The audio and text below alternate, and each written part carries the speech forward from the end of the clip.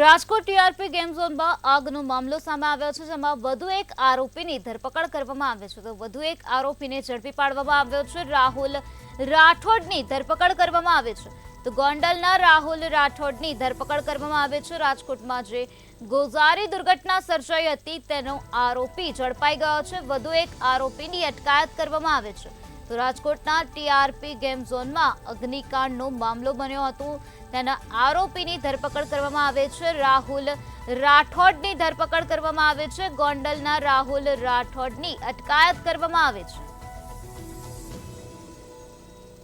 તો શનિવારે સાંજે રાજકોટમાં જે ગોઝારી દુર્ઘટના સર્જાઈ, જેમાં 28 નિર્દોષ લોકો માર્યા ગયા. જે ઘટનાના વધુ એક આરોપીને ઝડપી પાડવામાં આવ્યો છે. વધુ એક આરોપીની અટકાયત કરવામાં આવે છે. રાહુલ રાઠોડની ધરપકડ કરવામાં આવે છે. ગોંડલના રાહુલ રાઠોડની ધરપકડ કરાઈ છે અને વધુ પૂછપરછ હાથ ધરવામાં આવી રહી છે. તો હાલ આ સમગ્ર મામલામાં વધુ કાર્યવાહી કરવામાં આવી રહી છે. રાજકોટના ટીઆરપી ગેમ ઝોનમાં આગ લાગવાનો મામલો બન્યો હતો, જેમાં 28 લોકો માર્યા ગયા. જેમાં આરોપીઓની વાત કરીએ તો જેમાં પ્રકાશ જૈન આરોપી છે, રાહુલ રાઠોડ અને આ સાથે યુવરાજસિંહ સોલંકી આરોપી છે. જેમાંથી વધુ એક આરોપીની પોલીસ દ્વારા ધરપકડ કરી લેવામાં આવે છે. રાહુલ રાઠોડની ધરપકડ કરાઈ છે. ગોંડલના રાહુલ રાઠોડની અટકાયત કરવામાં આવી હોવાની વિગતો હાલ પ્રકાશમાં આવે છે. હાલ આ સમગ્ર મામલામાં પોલીસ દ્વારા વધુ કાર્યવાહી હાથ ધરવામાં આવી રહી છે. પોલીસ દ્વારા આ સમગ્ર મામલામાં વધુ પૂછપરછ કરવામાં આવી રહી છે. ટીઆરપી ગેમ ઝોનમાં જે આગનો બનાવ બન્યો હતો તેનો આરોપી ઝડપાઈ ગયો છે. રાહુલ રાઠોડની અટકાયત કરવામાં આવી છે. તો રાજકોટમાં જે પ્રકારે દુઃખદ ઘટના બની હતી શનિવારની સાંજે, ત્યાં અગ્નિકાંડનો બનાવ બન્યો હતો. ગોઝારી દુર્ઘટના સર્જાઈ હતી, જેમાં 28 નિર્દોષ લોકો માર્યા ગયા. ત્યારે આ ઘટનાના જે આરોપી હતા તેમાંથી વધુ એક આરોપીની અટકાયત કરવામાં આવે છે. રાહુલ રાઠોડની ધરપકડ કરવામાં આવે છે. આજ મુદ્દે વધુ માહિતી આપવા માટે આપણી સાથે સંવાદદાતા વિશાલ મહેતા જોડાઈ ગયા છે. જી વિશાલ, રાજકોટ અગ્નિકાંડ મામલામાં વધુ એક આરોપીની અટકાયત કરવામાં આવી છે. શું છે વધુ વિગત?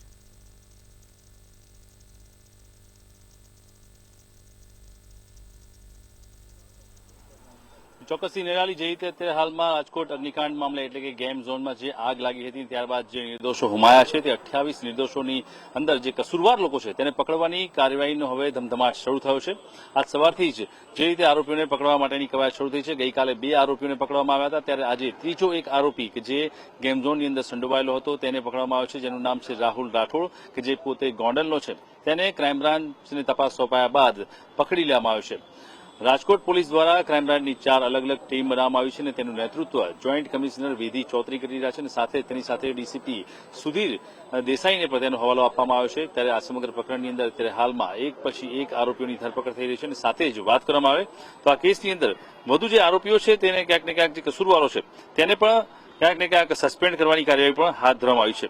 જે સમગ્ર મામલો છે તેની અંદર ક્યાંક અન્ય એક જે ફાયરના ઓફિસર છે તેને પણ સસ્પેન્ડ કરાયા હોય તેવી હકીકત સામે આવી છે. એટલે અત્યાર સુધીમાં કુલ 7 અધિકારીઓને સસ્પેન્ડ કરવામાં આવ્યા છે અને સાથે જ 3 આરોપીઓની ધરપકડ કરવામાં આવી છે. આપ જોઈ રહ્યા છો અત્યારે હા ક્રાઇમ બ્રાન્ચનો માહોલ કે જ્યાં કિલ્લેબંધી કરવામાં આવી છે. કોઈ પણ વ્યક્તિને અંદર જવા દેવામાં નથી આવતા, કારણ કે ગેટ બંધ કરી દેવામાં આવ્યા છે. જે રીતે કોઈ મોટા આતંકવાદીને પકડવામાં આવ્યા હોય તેવો માહોલ અત્યારે હાલ અહીંયા ઉભો કરવામાં આવ્યો છે. અને મહત્વપૂર્ણ વાત એ છે કે અત્યારે હાલમાં જે રીતે આરોપીઓની ધરપકડ કરવામાં આવી છે, લગભગ એકાદ કલાક પછી આ આરોપી જે પકડાયા છે તેમને કોર્ટમાં રજૂ કરવામાં આવશે અને ત્યારબાદ રિમાન્ડ માંગવા માટે નામદાર કોર્ટમાં લઈ જવામાં આવશે. અને રિમાન્ડ બાદ જે હકીકત છે તે સામે આવશે. મહત્વપૂર્ણ વાત એ છે કે જે રીતે અત્યારે હાલમાં ગેમિંગ ઝોનની અંદર જે આ સમગ્ર પ્રકરણ થયું હતું તેની અંદર ગેરકાયદેસર રીતે જે આ ગેમ ઝોન ચાલતું હતું તેમાં જે સમગ્ર જે સંડોવાયેલા લોકો છે તેની ધરપકડની કવાયત શરૂ કરવામાં આવી છે. કુલ એફઆઈઆરની અંદર કુલ 6 લોકોના નામ જાહેર કરવામાં આવ્યા છે, જેને અત્યાર સુધીમાં 3ની ધરપકડ કરી લેવામાં આવી છે. અન્ય લોકોની પકડવા માટેની કાર્યવાહી ચાલુ છે. એ ક્રાઇમ બ્રાન્ચની 4 અલગ અલગ ટીમો અત્યારે હાલમાં કાર્યરત છે કે જે આ આરોપીઓને પકડવા માટે અત્યારે સક્રિય થઈ છે. પણ જોવાનું એ રહેશે કે આરોપીઓની સાથે સાથે સંચાલકોની સાથે સાથે જે કસૂરવાર જે અધિકારીઓ છે, જે અલગ અલગ કચેરીના જે અધિકારીઓએ જેમ તેમને મદદ કરી છે તેમને માત્ર અત્યારે હાલમાં સસ્પેન્ડ કરવામાં આવે છે, પરંતુ તેમની સામે કોઈ કાયદાકીય કાર્યવાહી કે ધરપકડની કાર્યવાહી થશે કે કેમ તે સવાલ અત્યારે હાલમાં રાજકોટની જનતા અને મૃતકના પરિવારજનો પૂછી રહ્યા છે. એટલે જોવાનું એ રહેશે કે એક તરફ ધરપકડની કાર્યવાહી શરૂ થઈ છે, 3 આરોપીઓની ધરપકડ કરી લેવામાં આવી છે. રાહુલ રાઠોડને ગોંડલથી ઉઠાવી લેવામાં આવ્યો છે, પરંતુ હવે આગળ શું તેની પર સૌ કોઈની નજર છે. જી વિશાલ, સમગ્ર માહિતી આપવા બદલ આભાર. તો જે રીતે અમારા સંવાદદાતાએ જણાવ્યું કે અત્યાર સુધીમાં 3 આરોપીઓને ઝડપી પાડવામાં આવ્યા છે, પરંતુ હવે આગળ શું થશે તેની જનતા રાહ જોઈ રહી છે.